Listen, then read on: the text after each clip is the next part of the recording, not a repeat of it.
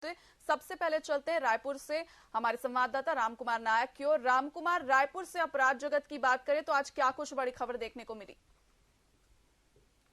जी देखिए सारिका, सोमवार देर रात एक गैंगवार की घटना सामने आई थी। राजधानी रायपुर के दलदल सिवनी इलाके में दो गुटों में विवाद हो गया था और विवाद के दौरान में विवाद इस कदर बढ़ा कि दोनों गुटों में चाकू छुरी चल गई, जिसमें से दो युवक की मौके पर ही मौत हो गई थी और एक युवक को गंभीर हालत में अस्पताल में भर्ती कराया गया था। तो इसको लेकर जो पुलिस भी लगातार चेकिंग कर रही थी कि वो आरोपी कहाँ गए। घटना के बाद में आरोपी फरार हो गए थे और पंडित थाना में मामला दर्ज करके जो आरोपी हैं उसकी जांच में पुलिस जुटी हुई थी। पुलिस को एक बड़ी सफलता कल मिली है और जो मामले से जुड़े जो 5 आरोपी हैं उनको गिरफ्तार किया गया है। तो रायपुर पुलिस ने एक जो गुत्थी थी उसको सुलझा ली है। जो 5 आरोपी थे और जो गैंगवार से जो घटना को अंजाम देने वाले थे उनको रायपुर पुलिस के द्वारा गिरफ्तार किया गया है। वहीं दूसरी खबर की बात की जाए तो रायपुर के समता कॉलोनी में किराए के मकान में हुक्का बार संचालित किया जा रहा था, जहां पर रायपुर पुलिस ने वहां दबिश दी और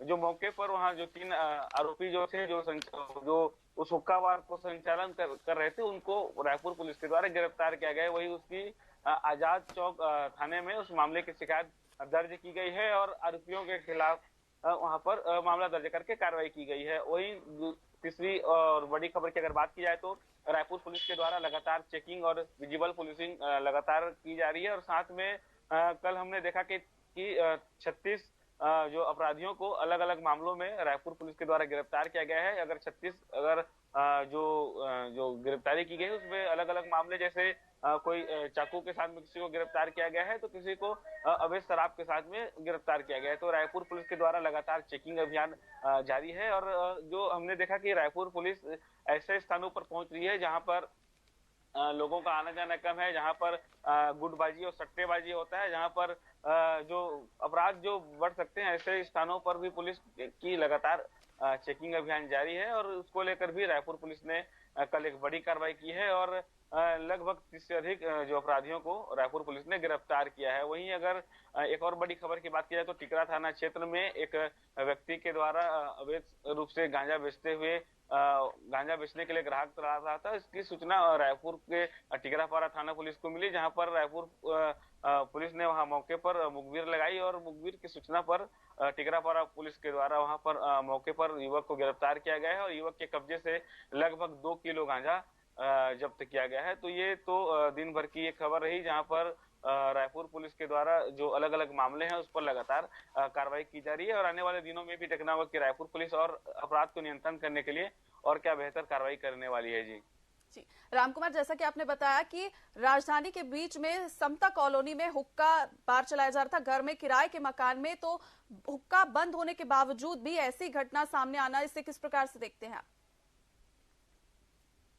जी सारिका, देखिए बिल्कुल जिस प्रकार से जो समता कॉलोनी में हुक्का की जो कल घटना सामने आई थी, जहां पर हुक्का बार संचालित हो रहे थे, वो मुकेश गुप्ता नामक एक व्यक्ति हैं। उनके किराए के मकान में 3 लोगों के द्वारा उसको किराए पे लिया गया था और उस मकान में हुक्का बार संचालित किया जा रहा था। लगभग थाने से महज 1 किलोमीटर की दूरी पर इस प्रकार के जो हुक्का बार संचालित हो रहे थे, ये कहीं न कहीं पुलिस प्रशासन पर के कार्यों पर एक सवालिया निशान खड़ा करती है कि क्या थाने से 1 किलोमीटर के दूर पर इस प्रकार के हुक्का बार जो संचालित हो रहे हैं, इसकी खबर क्या पुलिस को नहीं थी?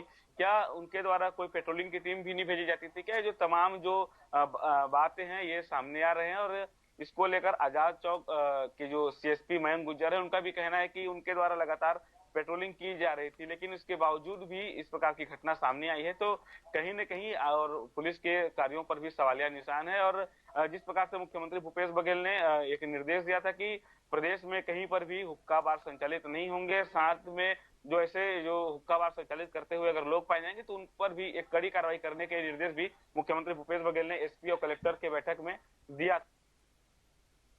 रायपुर में जो अपराध की जो खबरें हैं और इनको लेकर भी उनके द्वारा लगातार नियंत्रण के लिए उनको कहा गया था। तो अब जिस प्रकार से घटना सामने आई है तो निश्चित तौर पर पुलिस पर भी एक सवाल बनती है कि क्या उनके द्वारा पेट्रोलिंग में लापरवाही बरती जा रही थी या फिर क्या ऐसी वजह थी कि थाने से मात्र 1 किलोमीटर के दूर पर हुक्का बार संचालित हो रहा था। जी जी, रामकुमार, चाकूबाजी और हत्या के मामलों का भी ग्राफ बढ़ता हुआ नजर आ रहा है। क्या कुछ कारण है? पुलिस प्रशासन इस पर सख्ती क्यों नहीं बरत रही है?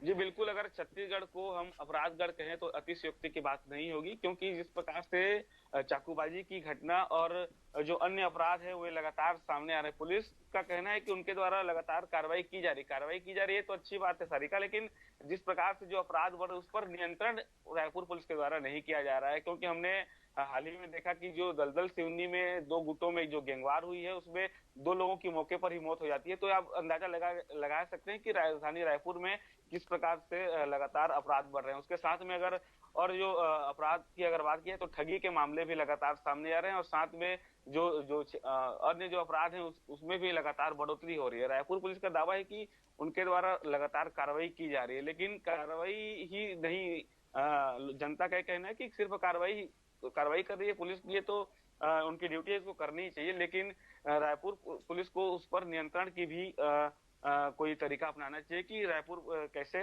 जो अपराध है उस पर नियंत्रण लगाया जा सके। इसको भी लेकर रायपुर पुलिस के द्वारा कोई बेहतर काम करना चाहिए, ऐसे आम लोगों का भी कहना है। और देखने वाली ये बात होगी कि रायपुर पुलिस इसमें और क्या कुछ तरीके में अपने बदलाव करती है। रायपुर में जो क्राइम लगातार बढ़ रहे हैं उसको लेकर रायपुर पुलिस के द्वारा अगला क्या कदम होगा, ये देखने वाली बात होगी। जी रामकुमार, तमाम जानकारियों के लिए आपका बहुत बहुत धन्यवाद। तो हमारे संवाददाता ने बताया रायपुर से तमाम आपराधिक गतिविधियां, प्रतिबंधित हुक्का बार चलाते युवकों को पुलिस ने गिरफ्तार किया। वहीं चाकूबाजी हत्या के मामलों में भी